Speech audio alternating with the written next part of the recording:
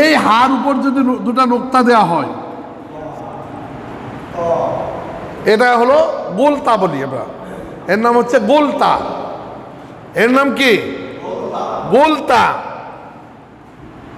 এই হাটা মানে এটা তাটা, গোলতাটা হচ্ছে এরকম, যেমন এটা হলো তা, আর এটা হলো মিম না, এটাও হা। হ্যাঁ, এর উপর যে দুটা নোক্তা দেয় এটাও তা। আর নোক্তা ছাড়া, নোক্তা ছাড়া হ্যাঁ, নোক্তা দিলে তা। তারপর দেখেন এক দাঁতের নিচে এক নোক্তা দিয়ে কি, এক দাঁতের উপর দুই নোক্তা দিয়ে, এইবার এটার নাম কি, এর উপর দুটা নোক্তা দিলে তা। ভালো করে বুঝতে হবে। তারপর সর্বশেষ এই এক দাঁতের উপর এক নোক্তা দিলে কি, নুন। এটা কি, তা, তো নয়, তা। নোক্তা পিছে দিলে নুন হা, নুন হা। এই গোল তাটা হতো যদি আমরা জবর জের পেশ দিয়ে পড়ি, তাহলে এই গোলতাকে তা পড়তে হবে। গোল তা দুই নোক্তা থাকে, তা উচ্চারণ। আর যদি থামি ওখানে, মানে নিঃশ্বাস আওয়াজ বন্ধ করলাম, এই গোলতাটা কোন, তখন তা না উচ্চারণ হা উচ্চারণ হবে, তা না হয়ে হা হবে। মানে এখানে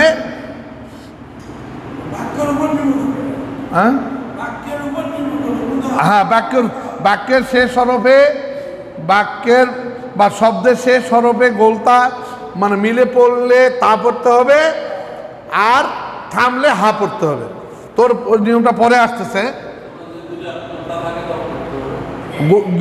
দুটা খোঁটা থাকবেই, নোক্তা থাকবেই, কিন্তু পড়ার সময় থামলে হা পড়তে হবে। আর বলি ওটা নিয়ম আছে বললাম, যেমন এটার নাম কি বলেন তো, সা। এই অক্ষরটার নাম মিম, এই অক্ষরটার নাম র, এই অক্ষরটার নাম গোলতা। হ্যাঁ, গোলতা। এখন যদি আমি বানান করি, মানে বলছি যারা জবরজের পেট জানেন, সা জবর সা, মিম জবর মা, সামা, র জবর রা, সামা র, তা দুই পেশ তুন, সামা রতুন। উচ্চারণটা হচ্ছে সামা রতুন। কিন্তু আমি যদি এখানে থামি, তাহলে এখানে বাদ দিয়ে এখানে যজন দিতে হবে, আর এই গুল তা তুলে দিয়ে মনে মনে কি হতো, হা, সামারহ, সামারহ। গোলতাটা তোর হা হয়ে গেল। হ্যাঁ, হা উচ্চারণ হবে। অথচ যদি এইটাই যদি আবার এইরকম হয়, সা জবর সা, মিম জবর মা, সামা, র জবর র, এই তা দুই পেশ তুন, সামা রতুন। এখানে যদি থামি, তাহলে এই দুই পেশ মিশাই দিয়ে এখানে তখন বলতে সামারত, তখন এটা তা হবে উচ্চারণ। এটা হলো সামারহ, আর এটা হলো সামারত। ওই যে আজানের সময় বলা হয় হাইয়া আলাস সালাহ, এই সলা বানানটা এই সদ জবর স, লাম, সলা, এটা হলো গোলতা।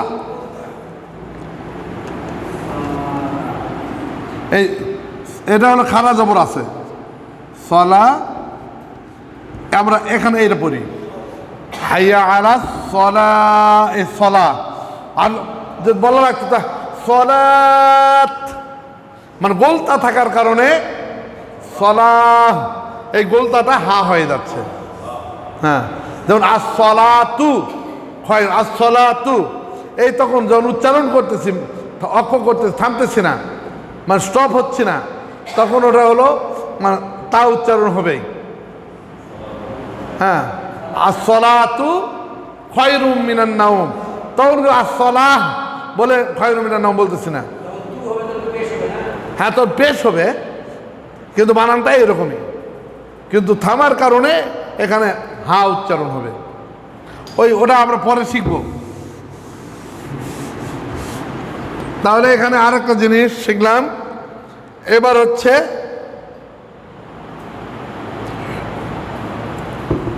এখানে হামজা শিক্ষা দিচ্ছে, হামজাটা আমার দরকার নাই এখন। এই ইয়াটা, এই পরিপূর্ণ হরফটা হলো, এটার নাম কি? ইয়া। শব্দের শুরুতে হলে এক দাঁতের নিচে দুই নুক্তা দিয়ে ইয়া, গোল মাথার উপর দুই নুক্তা দিলে কি? কফ। তারপর এক দাঁতের নিচে দুই নুক্তা দিলে ইয়া, এই নুন।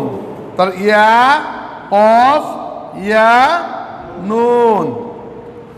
এই ইয়াটা যদি শব্দের মাঝখানে হয় তাহলে এই মাথাটার নাম কি? আইন। তারপর হচ্ছে এই এক দাঁতের নিচে দুই নুক্তা দিয়ে ইয়া, এই অক্ষরটার নাম না, দাল। দাল। রর হলে রর এই মাথাটা থাকবে না, এখান থেকে নিচে আসবে, দাল। আইন, ইয়া, দাল।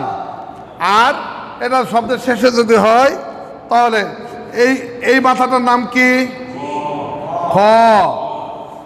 এই হরফটার নাম কি? ত। এই অক্ষরটার নাম ইয়া। শব্দের দেখেন, শব্দের প্রথমে ইয়া, শব্দের মাঝখানে ইয়া, শব্দের শেষে ইয়া। হ্যাঁ, এই হরফগুলো আমাদেরকে অবশ্যই ভালোভাবে মানে চিনতে হবে। একটু বইটা আপনারা নিজেরাই পড়বেন। এখন একটা জিনিস গুরুত্বপূর্ণ, এই যে আরবি যে 29টা হরফ আছে, এই 29টা হরফ এই হলক অর্থাৎ কণ্ঠনালী থেকে শুরু করে নাক পর্যন্ত, নাকের বাঁশি পর্যন্ত এই জায়গার মধ্যে থেকে উচ্চারণ হয়। আরবি হরফগুলো উচ্চারণের স্থানকে বলা হয় মাখরাজ। হরফ উচ্চারণের স্থানকে বলা হয় মাখরাজ। আরবি হরফ 29টা আর মাখরাজ হলো 17টা। 17টা জায়গা থেকে 29টা হরফ উচ্চারণ হয়। কিন্তু আপনাদেরকে আমি 17টা মাখরাজ শিখালে আপনাদের এই বয়সে 17টা মাখরাজ সবার মুখস্থ রাখা কঠিন। সংক্ষিপ্ত আকারে আমি আপনাদেরকে শেখাবো।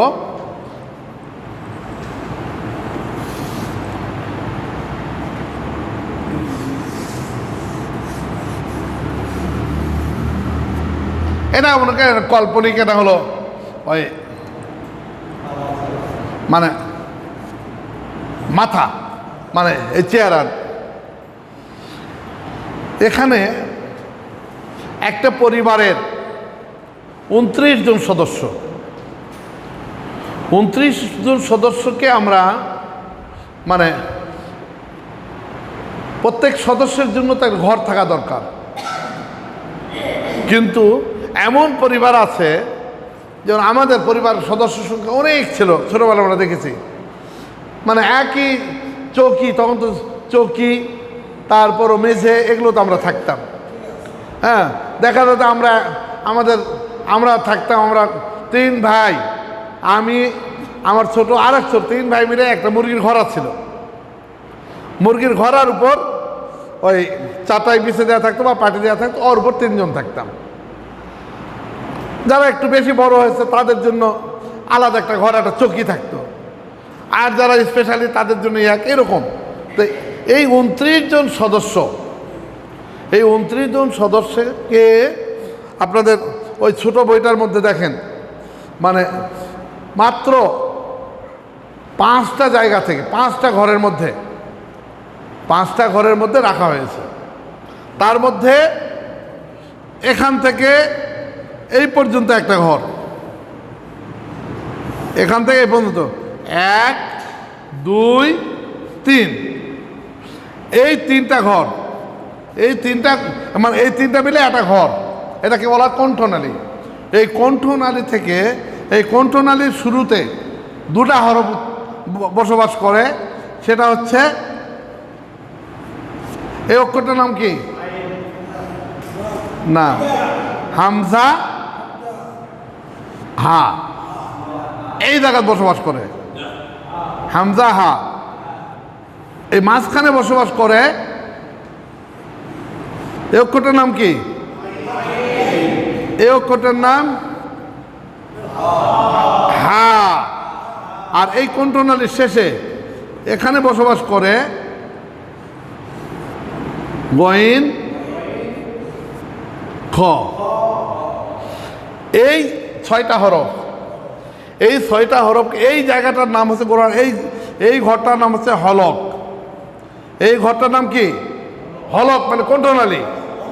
এই কণ্ঠনালীতে যে যারা বসবাস করে, যেমন আমাদের এখানে যারা বসবাস করে, আমাদের কি মৌলবি পাড়া বলে না, তো এখানে যারা বসবাস করে তাদেরকে বলা হয় মানে হলক, বলা হয় হারুফে হালকি। বলেন হলককে একসময় হারুফে হালকি 6টি। ভালো করে, মানে যেহেতু এরা হলকে বসবাস করে, মানে কণ্ঠনালীতে, হরফে হালকি 6টি। একটু এখানে দেখে দেবো, বলতেছে মানে এটা শুরু হামজা হা, আইন হা, গইন খ, গইন খ। এই বসবাস করে এই 6 জন এখানে এই ঘরে, এই জন্য এর নাম কি? হারুফে হালকি। এই 6 জনের নাম হচ্ছে হরুফে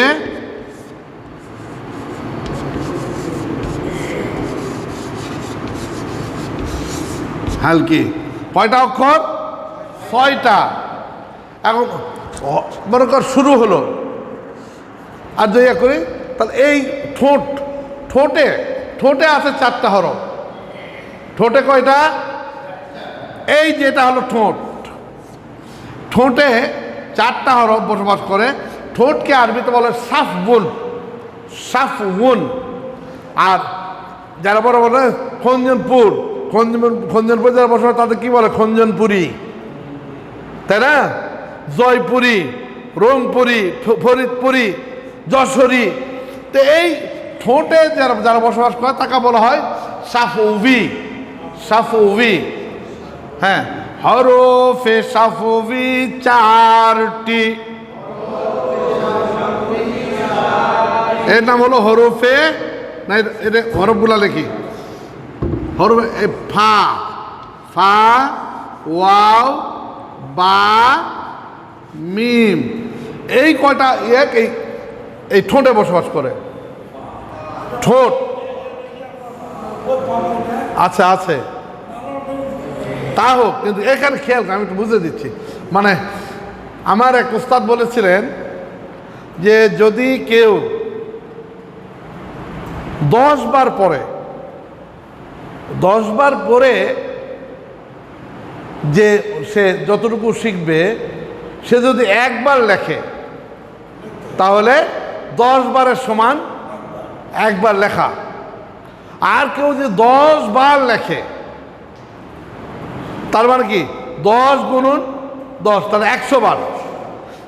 100 বার যদি কেউ পড়ে, আর যদি মনোযোগ দিয়ে যদি ক্লাসটা সে দেখে, শোনে, তাহলে 100 বার পড়া 10 বার লেখার চেয়ে বেশি উপকার। এই জন্য যখন ক্লাস করব তখন আমরা কি করব, যে ক্লাসটা মনোযোগ দিয়ে শুনবো, বইয়ের মধ্যে আছে। তাহলে এখানে কি হলো দেখেন, এটাকে বলা আছে হরুফে, যেহেতু সাফউন মানে ঠোঁট, তার এরিয়াকে হলো সাফউই। হ্যাঁ, এই হরুফে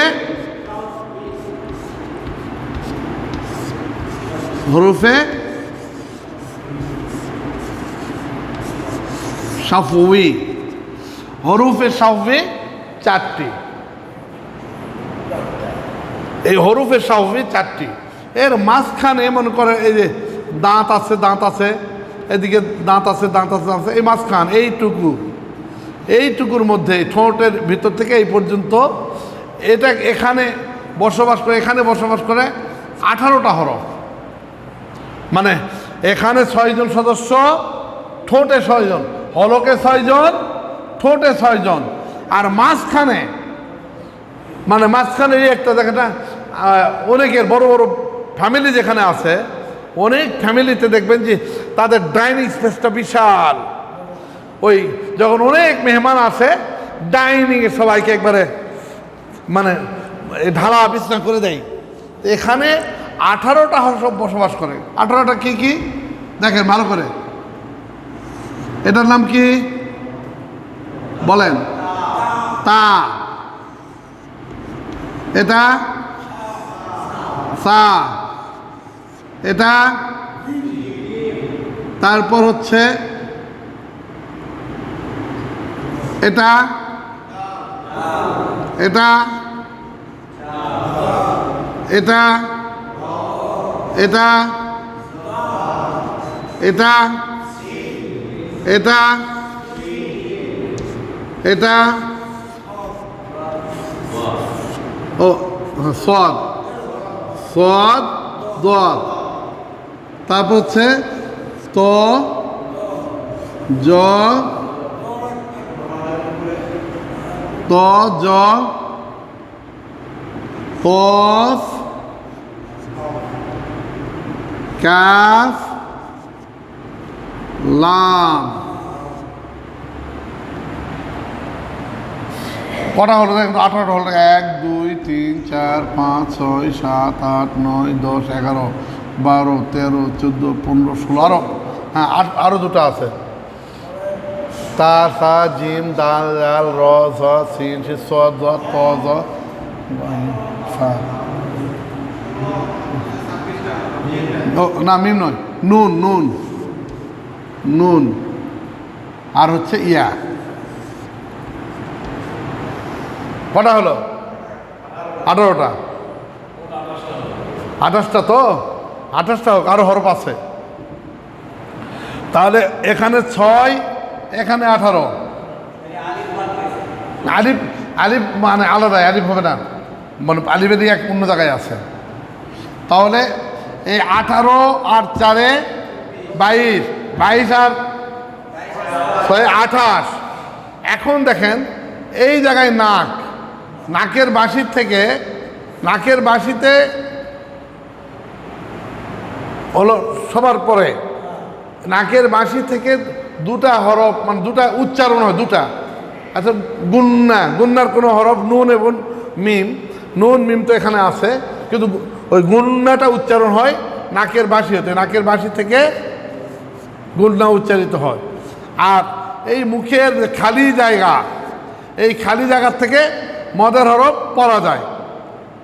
মদের হরফ মানে মদ, মানে উচ্চারণ করলে লম্বা করে টান, এই টানটা আওয়াজটা বের হয় খালি জায়গা থেকে, এখানে কোনো স্থান নাই, মুখের খালি জায়গা হইতে।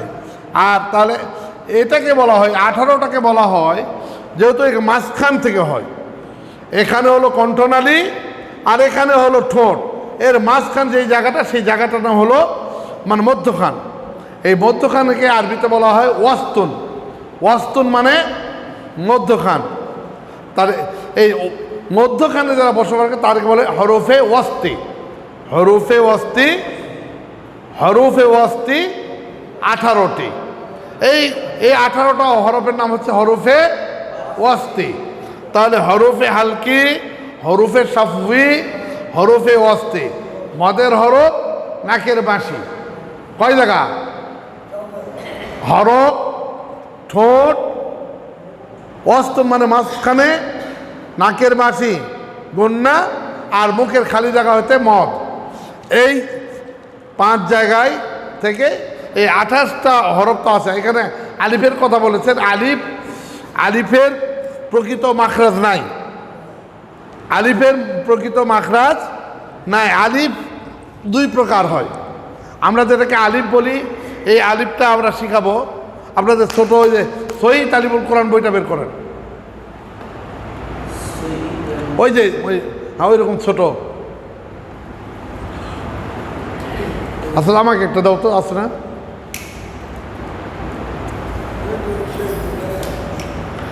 এখানে আপনাদেরকে যে জিনিসটা আমি ওই প্রথম বলতে 17টা নিয়ম শিখতে হবে। এই 17টা নিয়মের মধ্যে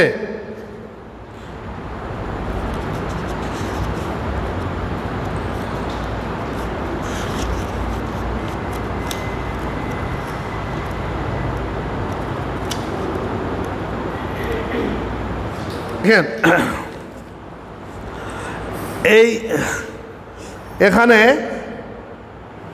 দেখেন কোরআন শরীফ শুদ্ধ করিয়া পড়িবার সহজ পদ্ধতি, সংক্ষিপ্ত মাখরাজ। মানে সংক্ষিপ্ত মাখরাজ হলো 5টা। মাখরাজ মানে যেটা বুঝালাম যে বসবাস করে, কিন্তু এটাতে মাখরাজ সত্যিকার অর্থে মানে কে কোন জায়গার থেকে, কোন হরফগুলো কোন জায়গায় থাকে। দেখেন এখানে হরফে হালকি 6টি, হামজা হা, আইন হা, গইন খ। হলকটা চিনালাম আমি যে এটাকে হলক। তারপরে 2 নম্বর হরফে সাফুই 4টি, ফা, ওয়াও, বা, মিম। তারপর হরফে ওয়াস্তি 18টি। এখানে কি আছে মানে কফ, কাফ, জিম, শিন, ইয়া, দদ, লাম, র, দদ, লাম, নুন, র, ত, দাল, তা, সদ, সিন, সা, জ, জাল, সা। এই কয়টা হরফ?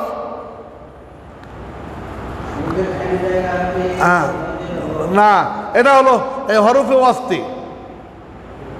হরফে ওয়াস্তি মানে হরফে ওয়াস্তির প্রথম হলো কফ, জিব্বার গোড়া, জিব্বার গোড়াতে একটু আগে বাড়াই, আবার মধ্যখান পেঁচানো কাপ, জিব্বার মাঝখান থেকে 3টা হরফ জিম, শিন, ইয়া। তারপর জিব্বার গোড়া, গোড়া থেকে হলো দদ, জিব্বার গোড়ার কিনারা, জিব্বার আগার কিনারা থেকে লাম। তারপর জিব্বার আগা থেকে হচ্ছে নুন, জিব্বার আগার পিঠ হচ্ছে ওখান থেকে হলো র। তারপর জিব্বার আগার সামনের উপরে 2 দাঁতের গোড়ার সঙ্গে লাগে ত, দাল, তা। তারপর জিব্বার আগার সামনে নিচে 2 দাঁতের আগার সঙ্গে লাগে জ, জাল, সা, সদ, সিন, সা, সদ, সিন, সা। আর জিব্বার আগার সামনের উপরে 2 দাঁত আগার সঙ্গে লাগাইয়া জ, জাল, সা। এই 18টা হরফ। তারপর দেখেন লেখা আছে যে এই মুখের খালি জায়গা হইতে মদের হরফ পড়া যায়। মদের হরফ কটা শেখা লেখা আছে। আর এই ও নাম্বার মানে ক, খ, গ, ঘ, ও নাম্বারে বলা হচ্ছে নাকের বাসি হইতে গুন্না উচ্চারিত হয়। এটা আগামীকালকে আমি জাস্ট এখানে একটা করলাম। আগামীকালকে এই পড়াটা আপনাদেরকে পড়াবো ইনশাআল্লাহ।